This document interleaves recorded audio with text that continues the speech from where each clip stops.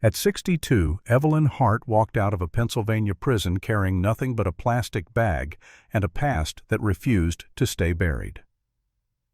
31 years earlier, she had confessed to a murder she didn't commit. Now, on her first day of freedom, she knelt at a grave and learned the truth had taken even more from her than her life. Her husband was gone, her daughter was dead, and a frightened child was watching her from behind an old oak tree. That child held a key, and that key unlocked a secret room where the dead had been quietly fighting back. What Evelyn would uncover there would expose a powerful man, a corrupt officer, and a lie that had survived for decades at the cost of her daughter's life. This is a story about a mother erased by the system, a daughter who refused to stay silent, and a truth that chose the most dangerous moment to surface. Before we begin, please tell us where you're listening from, or simply write Amen for everyone still waiting to be heard. And if stories of justice, courage, and second chances matter to you, follow the channel and stay with us until the very end. Cold fog hugged the razor wire like a second fence, and the air outside the Pennsylvania State Correctional Institution tasted of wet asphalt and old metal rainwater pooled in cracks, diesel from a distant bus, the sharp plastic smell that lived on uniforms and paperwork. At 7:06 a.m., the gate buzzed, then sighed open, and Evelyn Hart stepped out as if the world had changed its gravity.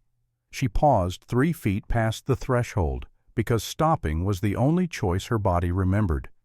Inside those walls, pauses belonged to permission. Outside, no one counted her steps, no one barked her name, no one told her when to breathe. Evelyn had gone in at 31 with chestnut brown hair she used to brush until it shone, and hands still soft from the lavender lotion she rubbed in every night like a tiny act of control. She came out at 62 with hair gone silver white, the strands coarse and frayed at the ends from years of prison soap and fluorescent dryness. Her hands looked older than the rest of her, cracked, thickened, the knuckles ridged as if they had learned to defend themselves without throwing a punch. Prison laundry did that. Kitchen duty did that. 31 years of heat, bleach, grease, and repetition did that. They gave her $49, a bus ticket to Ashford, and a clear plastic bag with a knot in the top containing the clothes she'd worn the day she arrived. Her old burgundy dress, faded almost brown now, folded into a rectangle that might as well have been a relic. The dress didn't fit her body anymore. The life attached to it didn't fit either. She walked out wearing gray sweatpants and a thin, faded blue t-shirt from commissary, the closest thing to civilian the institution offered. The fabric clung damply to her skin under the mist, and the wind cut through it like it had someplace urgent to be. A corrections officer behind her, young enough to have been born after her trial, cleared his throat. "Ma'am, you can't stand there." Evelyn blinked, slowly. Her eyes were a washed-out hazel, the color of river stones.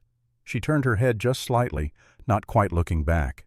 The officer's face held the practiced, neutral expression of someone who'd been trained to keep his humanity behind a locked cabinet. Evelyn didn't hate him. Hate had required energy she couldn't spare. She simply nodded once, the way you do when a stranger tells you the rules of a place you're leaving. She took a step, then another. Her legs felt stiff, uncertain, like they were learning the ground's language again. 31 years of concrete and painted lines had trained her stride into narrow corridors. Now there were open skies, no ceiling, no echoing steel doors. The vastness above her made her dizzy. And then, impossibly, she smelled bacon. Not the institutional version, pale and rubbery, served on plastic trays. Real bacon, somewhere far off, sizzling in a pan. The smell slid into her lungs like a memory, and for one ridiculous second her eyes burned with tears because the world still made that sound somewhere, fat popping in heat, the promise of breakfast. Evelyn closed her eyes. The mist kissed her lashes. When she opened them again, she kept walking. The bus stop sat down the road, past a patch of winter-brown grass and a line of bare trees that looked like they'd spent all their lives listening to secrets. The road was wet, reflecting the prison's floodlights even though the sun was trying to decide whether to show up. Evelyn's shoes, cheap, state-issued. The soles, worn thin, made a soft slapping sound against the pavement. At the station, she sat with her plastic bag between her feet like a dog you're afraid will run away. The bench was cold. The other passengers didn't look at her much, but they didn't move away either. People in small towns had a talent for noticing without staring.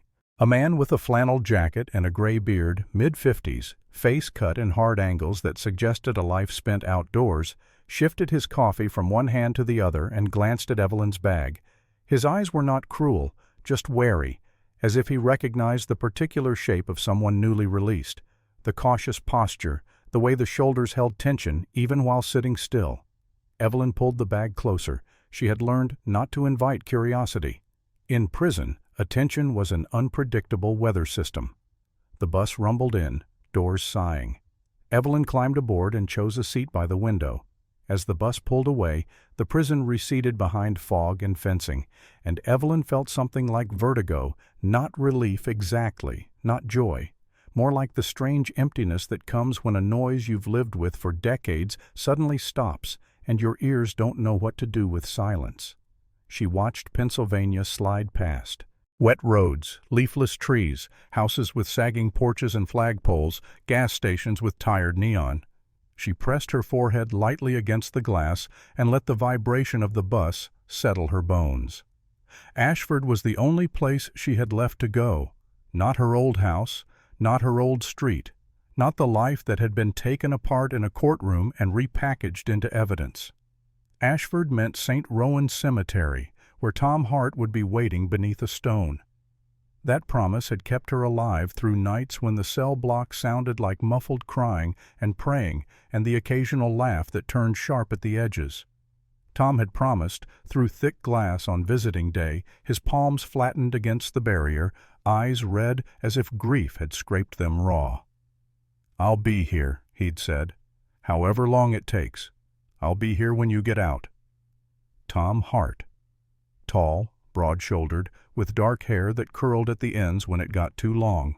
He'd had a steady way of moving through the world, like he believed calm could be contagious. He was a mechanic, hands always smelling faintly of oil, nails with permanent shadows no brush could fully scrub away. When he smiled, it softened the planes of his face, made him look younger than he was. Evelyn had married that smile in 1987 and built a whole future around it. The letters had stopped 12 years ago.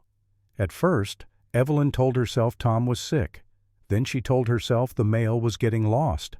Then she told herself he'd moved and couldn't find the right address. Lies had been her oxygen. You didn't survive prison without learning how to breathe through lies you told yourself gently. The bus dropped her on a street in Ashford that looked smaller than her memory, as if time had pulled the town inward. The diner where she and Tom had shared pancakes on Sunday mornings was now a payday loan place with bars on the windows. The old movie theater was boarded up, marquee rusted, the letters long gone. The hardware store Tom had loved was replaced by a vape shop glowing with bright signs that didn't belong in a town this tired. Evelyn stepped down from the bus and stood on the sidewalk, clutching her bag. The air here smelled like wet brick and old leaves. Cars passed, tires hissing. People moved with the unhurried purpose of those who believed their lives would repeat tomorrow. Evelyn didn't know which way St. Rowan was. She should have. She had lived here once. But the town had rearranged itself in her head the way dreams do, familiar and wrong at the same time. "You lost, honey?" The voice came from the doorway of a small corner grocery store. An older black woman stood there, arms folded, posture straight but not stiff. She looked to be in her late 60s, maybe early 70s, with silver-gray hair pulled back into a neat bun and warm brown skin lined with the kind of wrinkles that come from sunlight and hard-earned laughter. She wore a deep purple cardigan over a plain blouse and comfortable shoes, the practical uniform of someone who lived a life with work in it. Her eyes were sharp, not unkind, and they took in Evelyn's sweatpants, her plastic bag, the wary set of her shoulders. "I'm looking for St. Rowan Cemetery," Evelyn said. Her voice came out rough, as if it had been stored away too long and forgotten how to sound like a person. "Ridge Road, I think." The woman's eyebrows lifted. That's a walk. 3 miles, maybe more in this weather. She nodded at the fog, at the dampness in the air. You got somebody picking you up? Evelyn shook her head once. The woman studied her for a heartbeat longer, then disappeared inside. Evelyn braced herself for the door to close, for the pity to turn into inconvenience.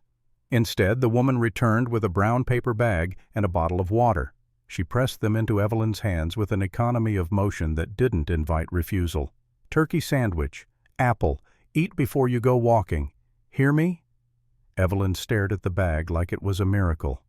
I don't have money. Did I ask for money? The woman's tone wasn't harsh, just firm, like a mother correcting a child's bad habit. Cemetery's that way. Follow Main until it turns into Ridge Road. You'll see the iron gates. Evelyn swallowed hard. Gratitude in prison was dangerous because it made you vulnerable. But this was not prison. Or maybe it was, just with invisible bars. Thank you, she managed. The woman's expression softened around the edges. We all need a little kindness sometimes, even when we don't think we deserve it. She stepped back into her store and let the door swing shut gently, as if she were closing the matter the way you close a book you plan to reopen later. Evelyn stood for a moment holding the bag and the water. The paper felt warm in her hands, heavier than food should feel. Then she started walking. The rain began halfway there. At first a drizzle, then a steady fall that soaked her t-shirt, plastered it to her back. Her silver hair darkened in strands, sticking to her forehead. Water slid down her neck. Her shoes squelched. Her knees ached, and her left hip sent sharp reminders of an old fall in a prison shower that had never fully healed. But she kept moving. Rain was just rain. She'd survived strip searches and solitary. She'd survived the day they told her mother was gone and she wouldn't be allowed to attend the funeral. She'd survived the slow years when hope became a thin thread and she learned to keep it anyway.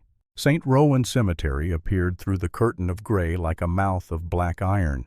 The gate was old, the metalwork twisted into designs that might once have been elegant. Now it looked tired, the way everything looked tired after too many years of being ignored. Evelyn pushed it open and stepped onto the gravel path. Headstones stretched out in rows, slick with rain. The air smelled of wet earth and stone. The trees were mostly oaks, thick-trunked and ancient, their branches reaching like arms that had forgotten how to hold. She didn't know exactly where Tom was buried. She had imagined this for years, walking straight to him, kneeling, touching the stone, saying all the words she'd had to swallow behind glass. But in her imagination, she had always known.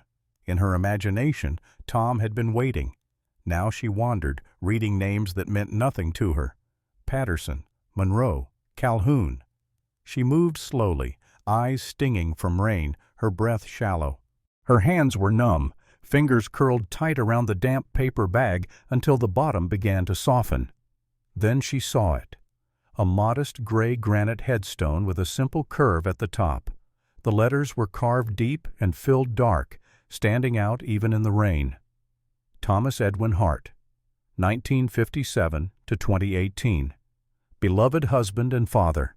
Evelyn's knees buckled. She went down into the mud with a sound that was half sob, half prayer. She didn't feel the cold ground, didn't feel the wet seeping into her sweatpants. All she felt was the date. 7 years. Tom had been gone 7 years. And no one had told her. No one had thought she deserved to know. She pressed her palms into the earth in front of the stone like she could push back time by force. I'm sorry, she whispered, voice breaking. I'm sorry I made you wait. I'm sorry I wasn't there. I'm sorry, Tom. I'm so sorry. The rain fell. The wind moved through the trees. Evelyn cried, an ugly, shaking sound that did not try to be quiet. The prison had trained her to lock grief behind her teeth, to swallow tears before they showed. But grief didn't care about rules once the gate was behind you. When she finally lifted her head, her vision blurred. She saw another headstone right beside Tom's. Same stone, same curve, same dark lettering. Evelyn blinked hard. Her chest tightened as if a hand had closed around her ribs. Lauren Hart, 1988 to 2022. Beloved daughter and mother. Her daughter, Lauren, who had been 4 when Evelyn was arrested. Lauren, whose laugh Evelyn had carried in her head like contraband. Lauren, whose face she'd imagined aging without her, pictured in birthdays she never attended and school plays she never watched. Dead, and the word that shattered what little shape her grief still had, mother. Lauren had a child. Evelyn stared until the letters swam. The rain thinned to a mist, and somewhere beyond the cemetery, sunlight tried to break through. Evelyn did not feel the warmth. She felt only the cruel mathematics of years stolen, the fact that her daughter had lived an entire life without her, and had died before Evelyn could even come home to say, "I'm here." She was still kneeling between Tom and Lauren when a twig snapped. Evelyn's head jerked up. At the edge of the cemetery, behind the thick trunk of an old oak, a small figure moved, a child, 8 or 9, maybe, half hidden, watching. The girl's brown hair was pulled into a messy ponytail. She wore an oversized hoodie that swallowed her frame, the sleeves hanging too long, her thin arms wrapped around herself against the damp cold. Her face was pale from the weather, freckles faint across the bridge of her nose, and her eyes were wide, fearful, yes, but bright with something else, something urgent. The child stared at Evelyn as if Evelyn were both danger and answer. Evelyn didn't stand. She didn't move toward her. She stayed on her knees in the mud, rainwater dripping from her hair, hands shaking, heart hammering, because the girl's eyes, those eyes, looked like Lauren's, and Evelyn understood in a single breathless instant that the world had not waited for her, but a piece of it might still be alive. Evelyn didn't spring up. Prison had trained her body to treat sudden movement like an invitation for violence, and even out here, kneeling in mud between 2 headstones, her instincts still kept a tight leash on her muscles. She stayed where she was, rainwater sliding down her cheeks, so it was impossible to tell which wetness belonged to the sky and which belonged to grief. The girl behind the oak didn't run either.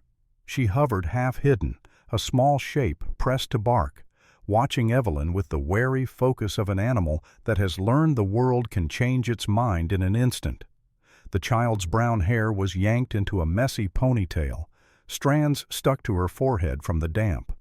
She wore a purple hoodie at least 2 sizes too big, the sleeves swallowing her hands, and her thin legs trembled in oversized sneakers that had seen better days. Her skin was light and freckled, but there was a tiredness under her eyes that didn't belong to 9-year-olds. Evelyn forced her voice to soften, even though it came out rough. "It's okay," she said, keeping her hands visible on her thighs, palms open. "I'm not going to hurt you." The girl's gaze flicked to Evelyn's hands, then to the graves, then back. The rain had thinned to mist, and pale sunlight tried to push through the clouds, giving the cemetery a washed-out, dreamlike look. Evelyn swallowed, her throat aching as if it hadn't been used for honest words in years. Are you Lauren's child?"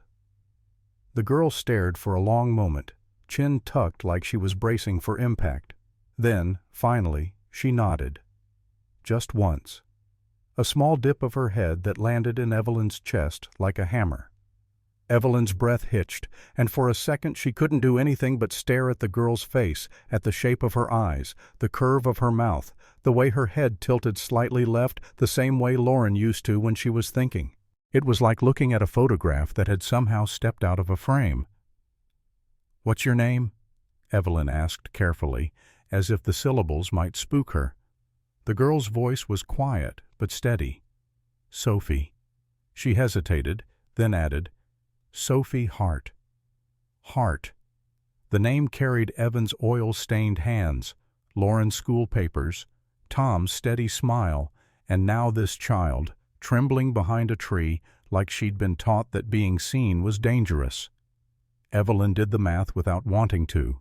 9 years old meant Lauren had been 24, maybe 25, when Sophie was born. Evelyn had still been inside. She had missed everything, the pregnancy, the labor, the first laugh, the first scraped knee, the first day of school. She had lost her daughter once when the prison doors closed, and now she'd lost her again beneath a headstone. But Sophie was here. Sophie was alive. "You've been waiting?" Evelyn heard herself ask, the question sounding absurd even to her. Sophie's eyes didn't flinch. "I've been coming here," she said, "every day for a week. I knew they had to let you out eventually, and I knew you'd come here first." She nodded toward the graves, her mouth tightening. "People always come here first, if they still care." The words stung because there was accusation in them, even if Sophie didn't mean it that way. Evelyn fought the urge to reach out, to pull the girl into her arms and prove she still cared, because prison had taught her that reaching could be used against you. Instead, she stayed still. "How did you know I'd be released?" Sophie shrugged, but the motion was too practiced for a child. "I asked questions. I looked things up." She glanced toward the cemetery gate as if expecting someone to appear. "I don't have a lot of time." That sentence, spoken with the calm urgency of someone who'd been managing risk for too long, told Evelyn more than the girl's thin frame ever could. Sophie didn't live in a home where children were allowed to be careless. Evelyn's chest tightened with a protective instinct that felt unfamiliar after decades of having nothing to protect but her own survival. Evelyn's eyes dropped to the hoodie, to the way Sophie's sleeves hid her hands. "You're cold." "I'm fine," Sophie said quickly, but her teeth clicked on the last word. Evelyn shifted her weight and felt her left hip flare with pain. She ignored it and kept her voice soft. "I'm Evelyn," she said. "Lauren's mother." Sophie's gaze sharpened. "I know who you are." The bluntness hit Evelyn hard. "Then you know I didn't know," Evelyn whispered, gesturing helplessly at the headstones. "I didn't know about any of this." Sophie's eyes flickered, something like sympathy trying to show itself and getting shoved back down. "They didn't want you to know," she said. "They didn't want my mom to know things either." Evelyn tried to stand, but pain shot through her hip and she had to brace a hand against Tom's headstone for balance. Sophie's body tensed instantly, as if she thought Evelyn might rush her. Evelyn froze mid-motion and forced a small, bitter smile. "Sorry," she rasped. "I'm slow. I'm not used to moving without someone yelling at me." That made Sophie blink, and for the first time her expression looked like what it truly was. A child's confusion at hearing something that didn't fit into the stories she'd been fed.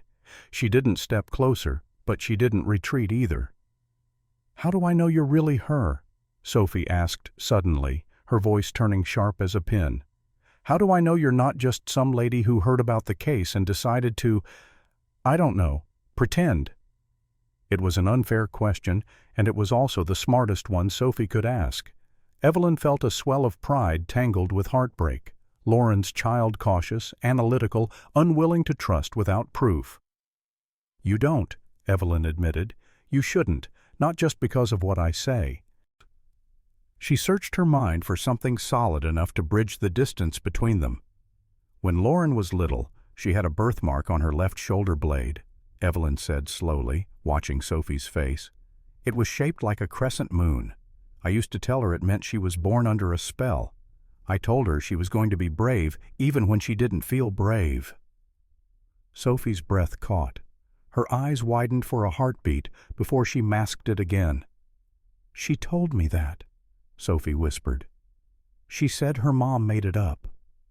"I did," Evelyn said, and her throat tightened. "I was young. I didn't know what I was doing. I just wanted her to have something good." Sophie stared at her for a long time, and Evelyn could see the war inside the child's face, the tug between hope and suspicion. Then Sophie's jaw clenched, and she looked away, toward Lauren's grave. "She didn't get your letters," Sophie said flatly. "Not a single one." The sentence landed like a slap. Evelyn's mind tried to reject it, because her letters had been her lifeline, her proof of love. She had written every week, even when the paper was thin and the pen ink was cheap, even when her hands cracked and bled from detergent. She had written on birthdays, on Christmas, on random Tuesdays, when loneliness felt like hunger. "That's not—" "I wrote," Evelyn started, her voice breaking. "I know," Sophie cut in, surprising Evelyn with the sudden heat under her calm. "I found out you wrote, but she never got them. They told her you stopped caring. They told her you forgot her." Sophie's hands curled into fists inside the long sleeves. She believed them for a long time. Evelyn felt something cold move through her veins, a slow understanding forming an ugly picture. Someone had not just imprisoned her body. Someone had severed her from her child on purpose. "Who told her?" Evelyn asked, the words scraping. "Who told her I forgot?" Sophie's eyes lifted, and there was a shadow of contempt there that didn't belong in a child's face. "Aunt Karen," she said. The name hit Evelyn like a door slamming. Karen Hart, Tom's younger sister. Evelyn remembered her as sharp-edged even in the best of times. Tall and narrow, always dressed too neatly for a small-town woman, her blonde hair pulled back tight like she was afraid a loose strand would make her look weak. Karen had never hidden her dislike of Evelyn. She'd always looked at Evelyn like she was a mistake Tom hadn't admitted yet. When Evelyn was arrested, Karen had been the first to say, "See?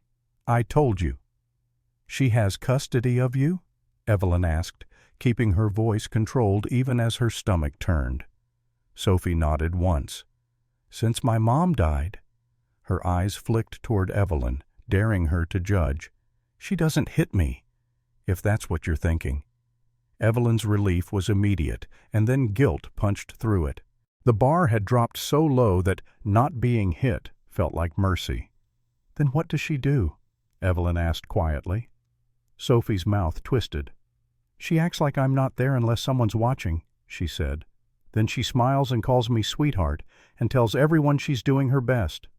The bitterness in her voice sounded rehearsed, like a line she'd said in her head 100 times. "She's good at acting." Evelyn's hands trembled. "Why does she keep you?" Sophie hesitated just long enough for Evelyn to see the weight of what she was about to admit. "Because of money," Sophie said. "My grandpa Tom left money for me, a trust fund. Karen controls it until I'm 18. Sophie's eyes hardened. "She gets paid to take care of me." "But she doesn't take care of me. She just keeps me." The word "keeps" sat between them like a chain. Evelyn looked at Sophie's too big hoodie, her thin wrists, the way she held herself tight as if taking up space was dangerous. The logic clicked into place with sick clarity. Sophie swallowed and shifted her gaze to Lauren's headstone. "They said my mom's death was an accident," she said, voice quieter now. "A car accident." Evelyn's grief sharpened into focus. "You don't believe that?" "No," Sophie said instantly.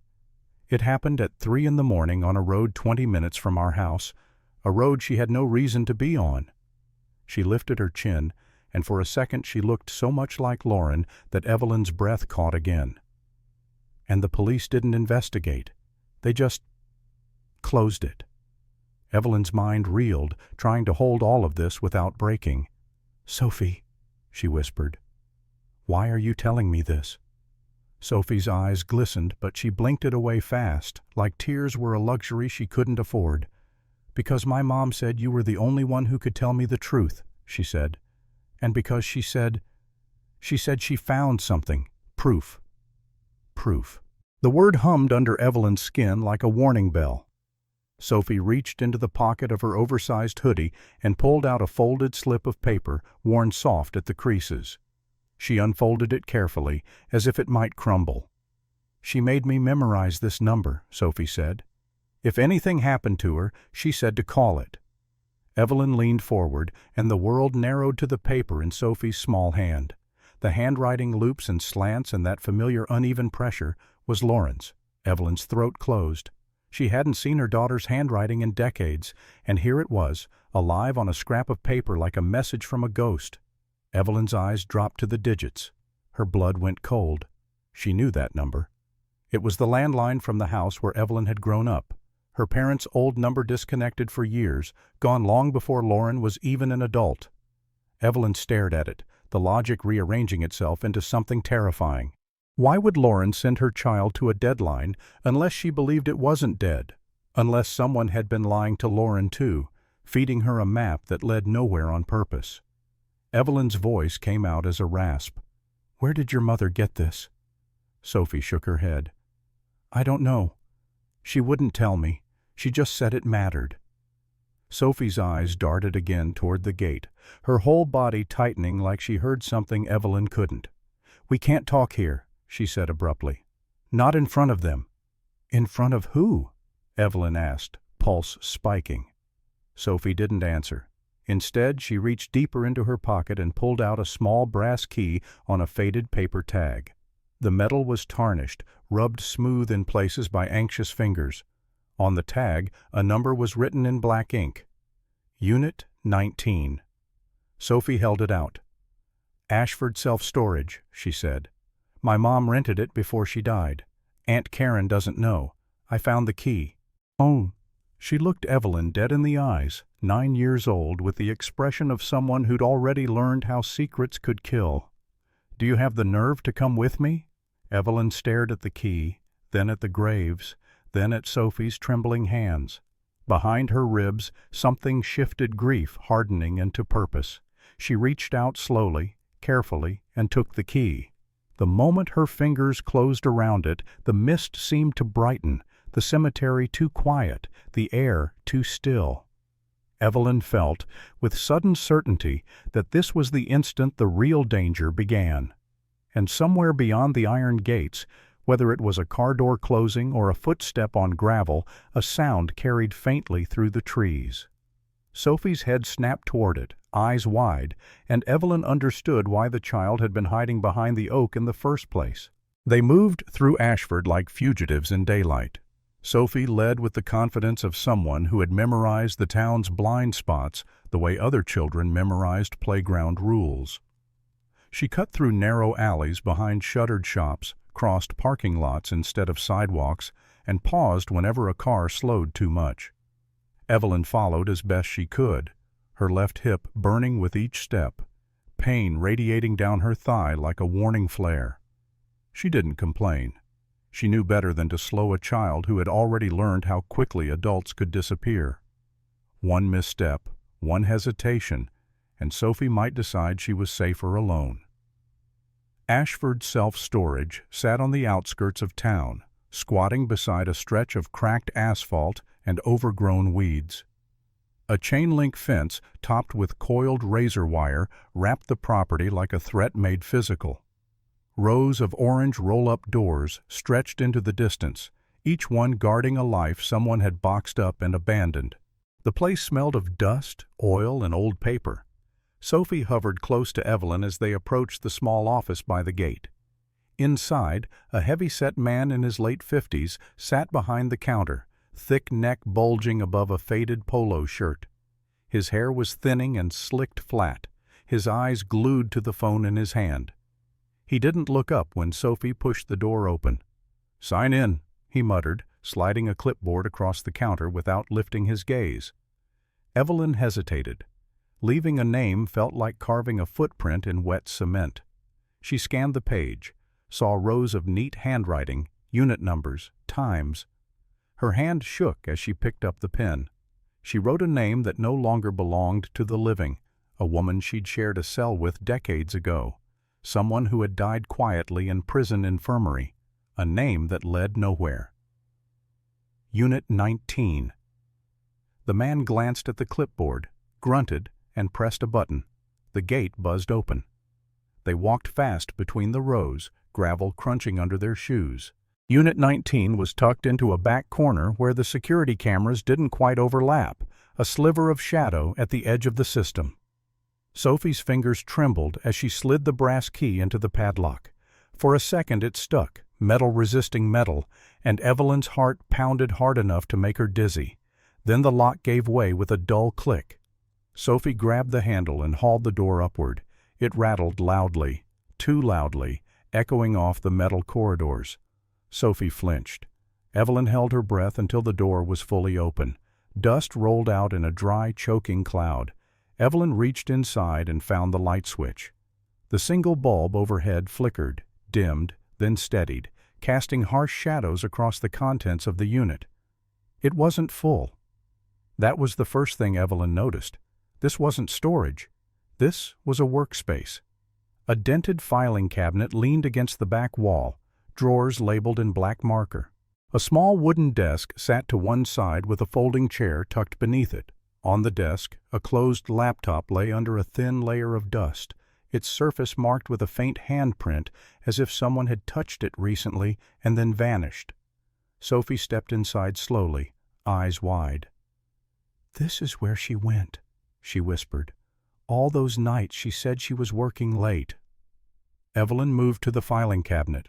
Her hands hovered for a moment before she pulled the top drawer open. Inside were manila folders, dozens of them, each one labeled in Lauren's handwriting. Evelyn recognized it instantly. The slight rightward slant, the uneven pressure where Lauren's pen had pressed harder when she was angry or excited. The labels made Evelyn's stomach twist. Melissa Pierce. Interview transcripts. Financial records. Timeline. Night of the murder. Witness inconsistencies. Forensic discrepancies. Melissa Pierce. The name felt new on Evelyn's tongue, but the memories attached to it were old and sharp. The interrogation room, the flickering fluorescent light, 3 days without a lawyer. A detective's voice telling her that if she didn't cooperate, her daughter would be taken away. That if she just signed, everything could go home. Evelyn had been 31, terrified, exhausted, and desperate.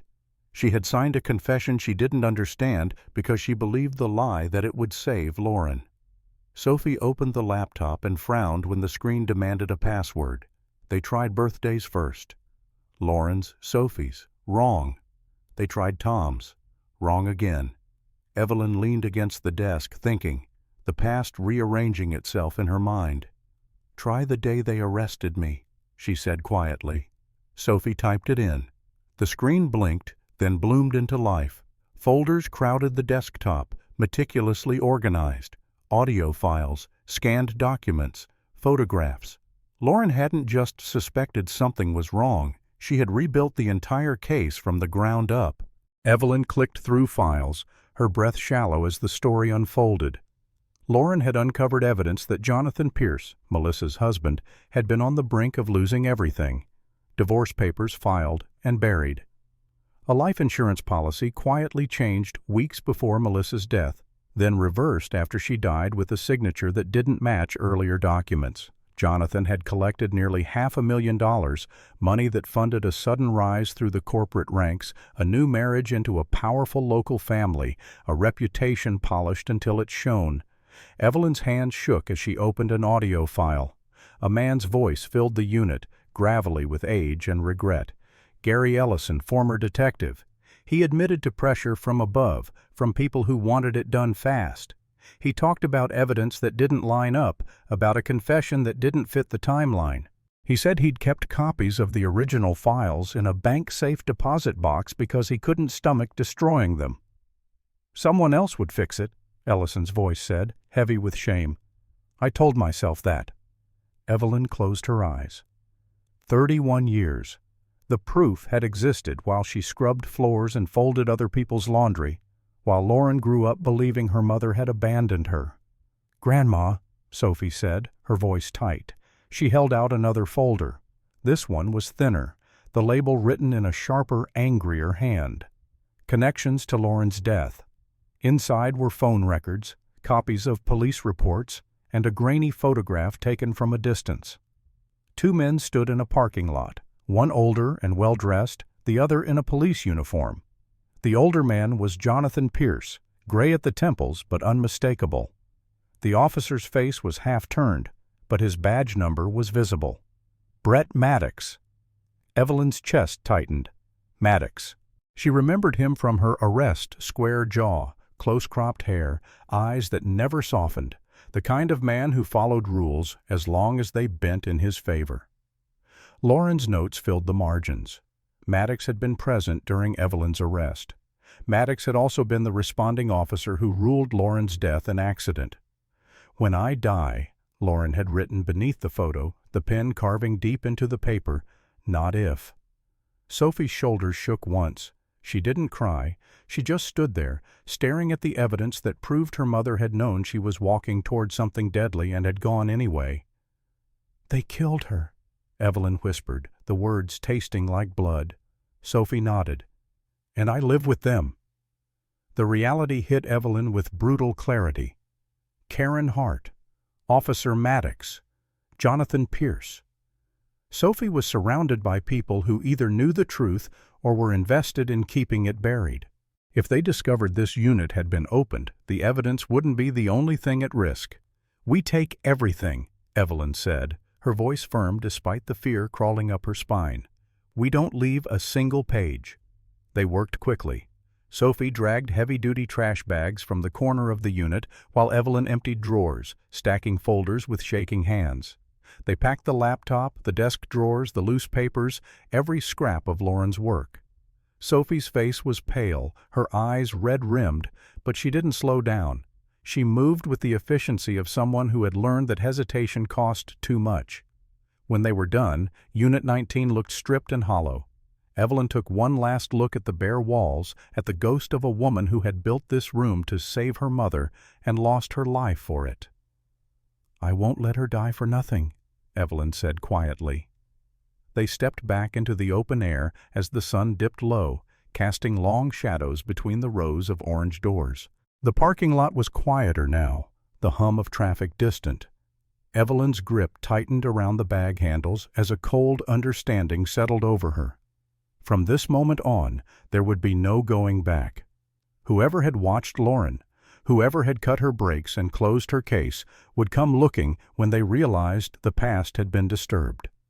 As they reached the gate, Evelyn caught a reflection in the office window, someone standing just inside, watching.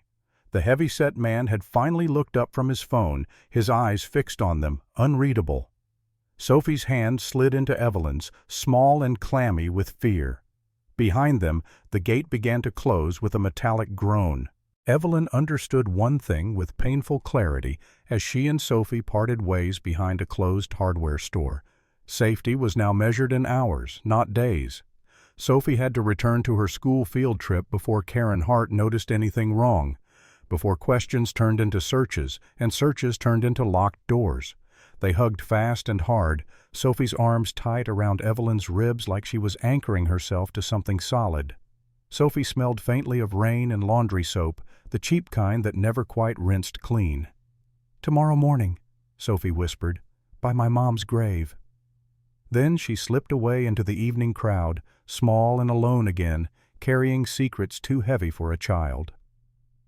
Evelyn walked with the evidence bags cutting into her palms, the plastic stretching and creaking with every step.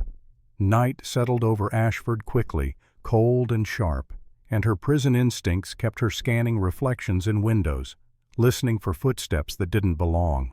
She passed closed storefronts and dark houses until she spotted the church at the end of a side street, white paint peeling, steeple leaning slightly as if it had grown tired of standing straight. A hand-painted sign by the door read, "All are welcome." The door was unlocked. Evelyn slipped inside and let it close behind her without a sound. The church smelled like old wood and lemon cleaner. She moved instinctively, finding a small office at the back with a sagging couch and a desk covered in pamphlets. She shoved the bags behind the couch, then lay down in front of them, her body curled protectively, muscles tight even as exhaustion dragged at her bones. Sleep came in shallow bursts, haunted by flashes of Lauren's handwriting and Sophie's eyes. Footsteps woke her just after dawn. Evelyn sat up instantly, heart slamming, years of confinement screaming at her to be ready. The office door creaked open, and a woman stood in the doorway, silhouetted by the hallway light. She was black, in her early 60s, with warm brown skin and silver threading through tightly coiled hair pulled into a neat bun. She wore a plum-colored cardigan over a simple dress, keys looped around her finger. Her posture was straight, but not rigid, the kind of composure built from decades of being watched and judged. She didn't shout. She didn't reach for a phone. She just looked at Evelyn and said calmly, "Is someone in here?" Evelyn swallowed. "Yes," she said. "I'm not here to cause trouble." The woman stepped inside, eyes flicking briefly to the bulging bags behind the couch. "This is a church," she said. "Trouble usually finds its own way here." She extended a hand. "I'm Pastor Denise Carter." Evelyn hesitated, then took it. Denise's grip was firm and warm. Evelyn Hart. Recognition passed across Denise's face like a shadow. Not fear, not disgust, memory. "Evelyn Hart," Denise repeated slowly. "The woman convicted in the Melissa Pierce case." She studied Evelyn's lined face, the rough hands, the exhaustion etched deep. "You're out?" "Yesterday," Evelyn said.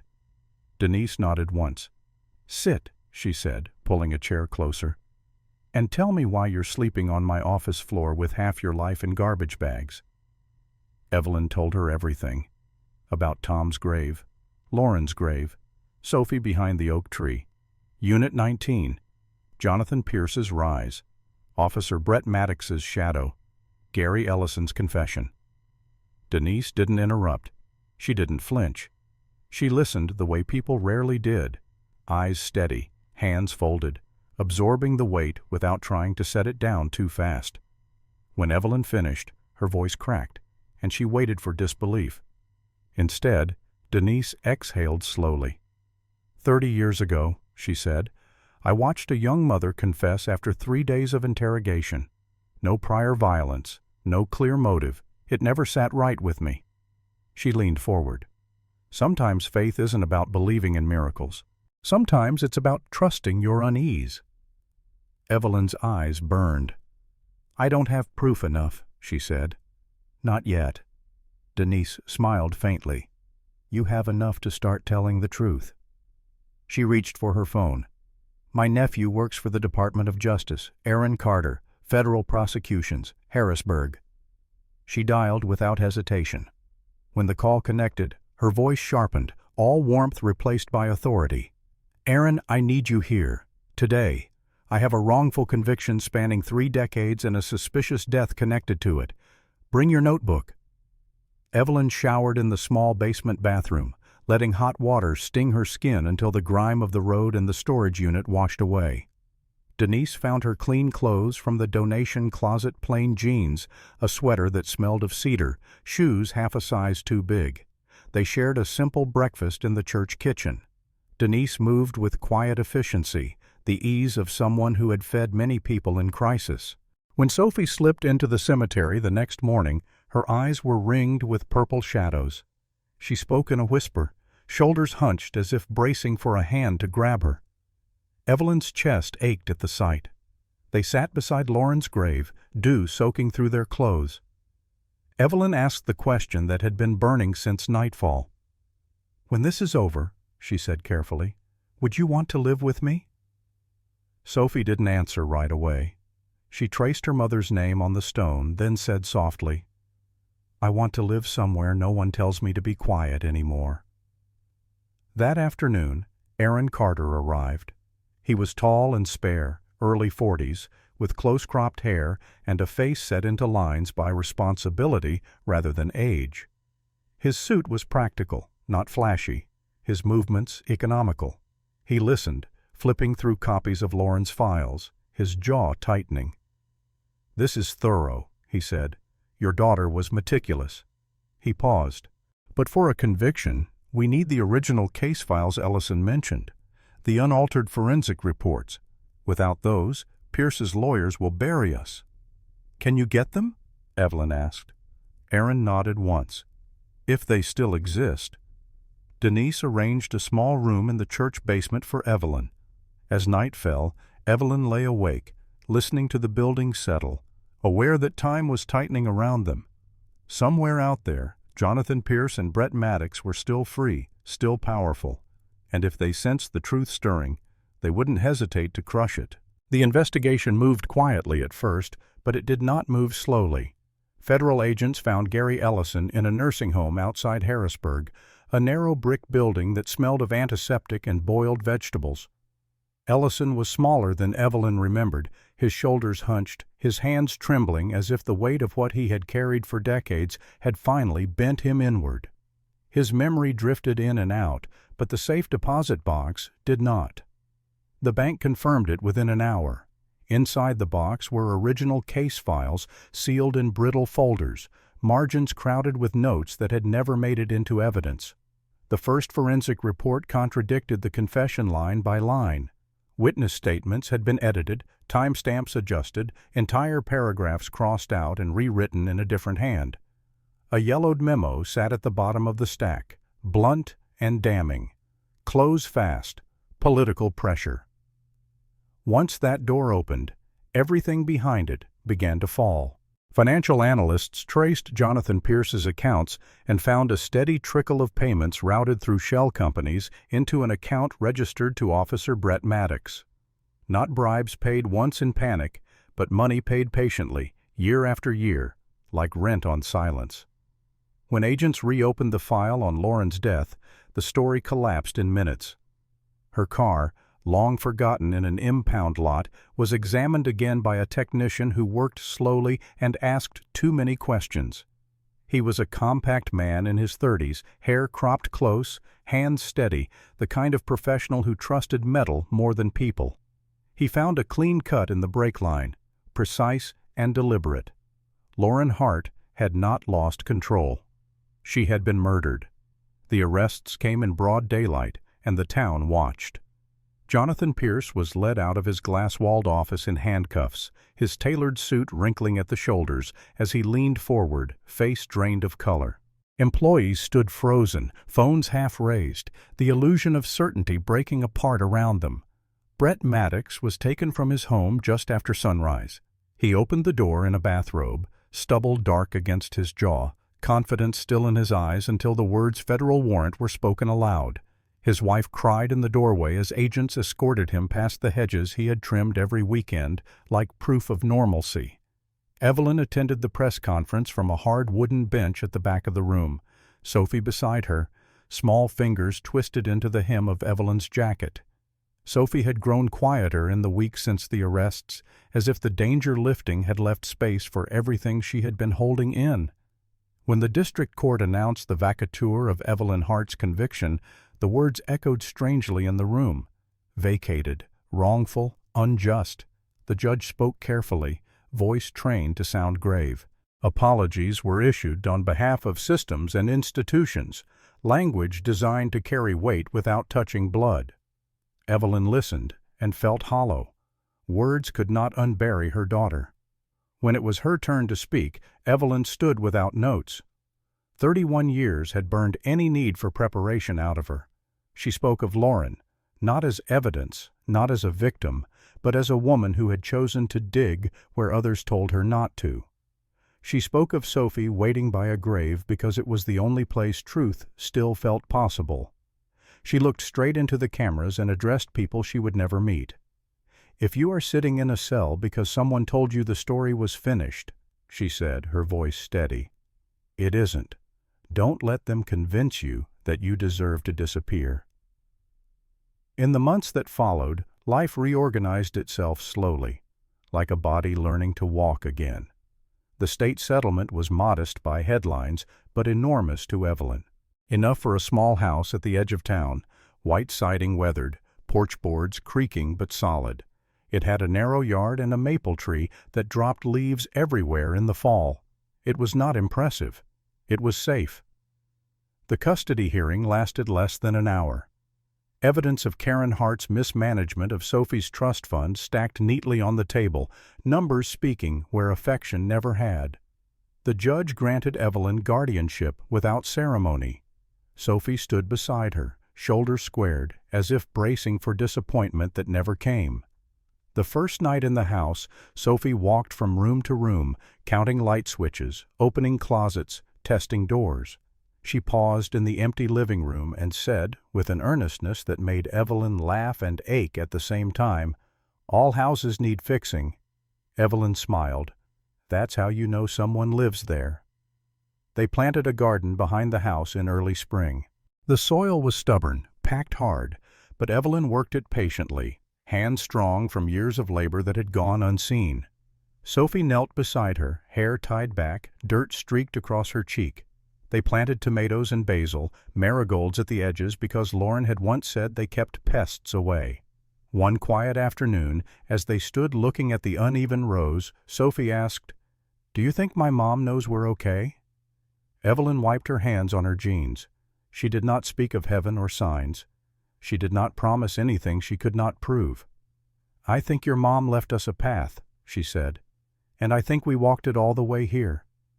They stood together in the yard, the garden rough and unfinished, the future uncertain but present. A life had been stolen, another could not be returned, but something had been reclaimed, not time, not innocence, but the right to keep going.